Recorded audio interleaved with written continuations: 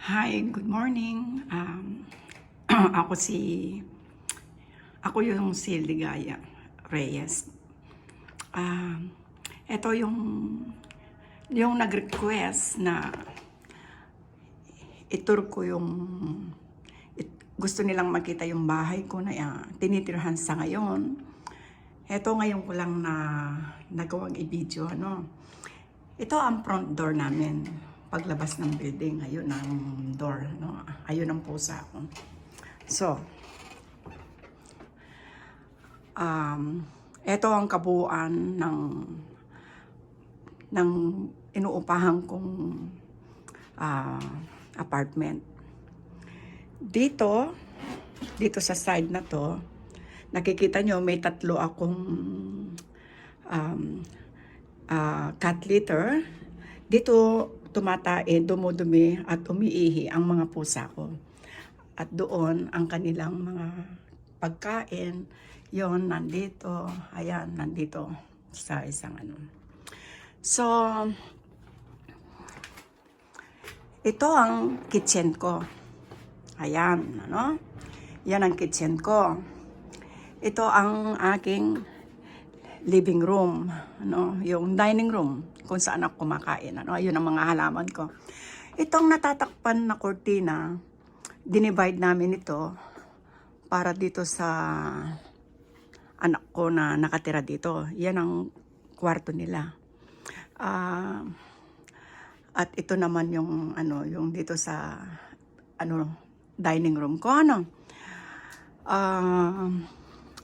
Nangungupahan sila dito para makapagsimula sila pag nagbukod sila. Ito naman ang hallway ng tinitirhan ko, yung sa loob ng bahay. So itong nakikita niyong mga gamit dito sa side na to ay gamit ng asawa ko. Ito naman ay walk-in closet. Ito, ano? So, lalakad tayong pag ganon. Ito, yan. So, buksan natin ang ilaw para maliwanag, ano? So, itong isang kwarto na to, dito nakatira yung isang nangungupahan sa akin. Dumarating lang siya Biyernes ng gabi, umaalis na Linggo ng hapon, okay? So, para ano, ito naman yung ano, back door na sinasabi ko.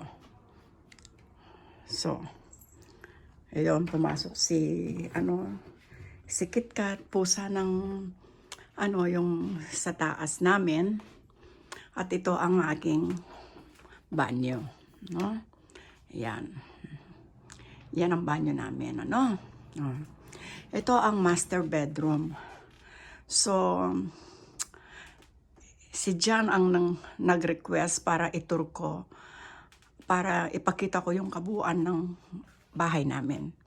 So, ito ang master bedroom, ano. Yan. Dito, dahil maraming kaming mga walk-in closet, pero sa dami ng ito naman yung stroller ng mga pusa ko. Ito yung mga higaan nila na pinagpatong-patong ko. Ayan, yan. Ayan, ano. So, dito,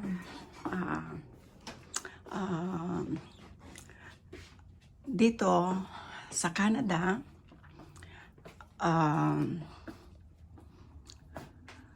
hindi pwede yung noon mura pa yung yung bahay na inuupahan namin noon, year 2012 ay mura pa ang mga apartment before, no? So, solo namin ang one bedroom apartment ng mister ko, which is very close to my workplace, ano. Pero ngayon, since na nag-pandemic, biglang nagtaasan ng mga bayad sa apartment. Then, doon sa dating tinitirhan namin is pinaalis kami, binayaran kami. Then, ito nga, 5 years na kami dito sa apartment na to. So, ang ginawa ko, dahil dalawa lang naman kami, ang ginawa ko is pinaupa ko yung isang kwarto para may kasama kami magbayad. Para hindi mabigat sa bulsa ang pagbabayad.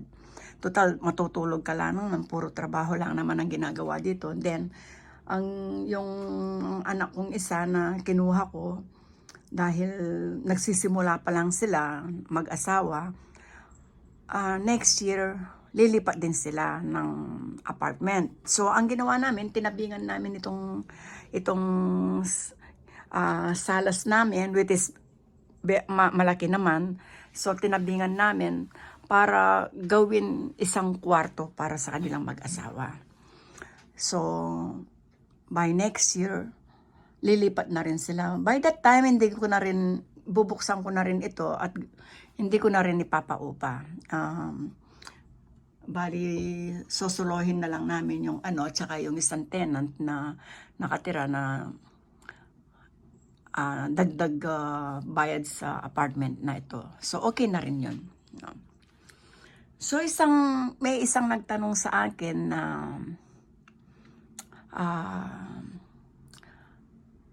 kung paano ko ba nadala dito ang mga anak ko, So, hindi ko na muna ipapakita yung mukha ko. Nadala ko, nung pumunta ako dito, ang mga caregiver is qualified na apply ng permanent residence after 2 years.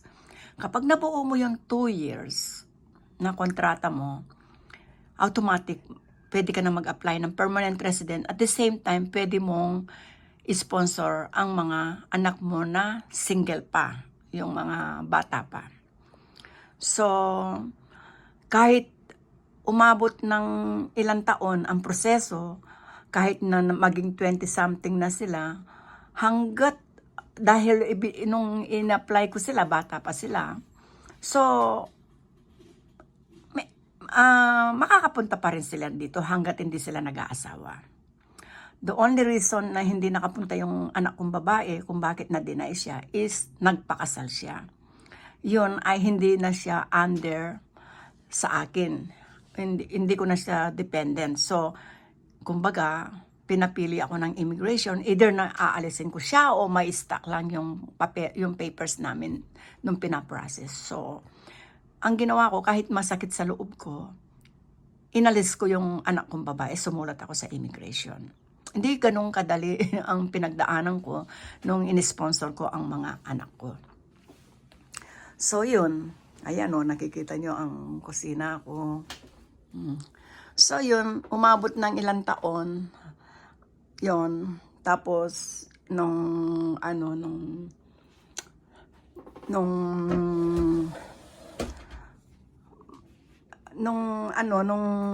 pinamedical na sila, yun nagtuloy-tuloy na yung namin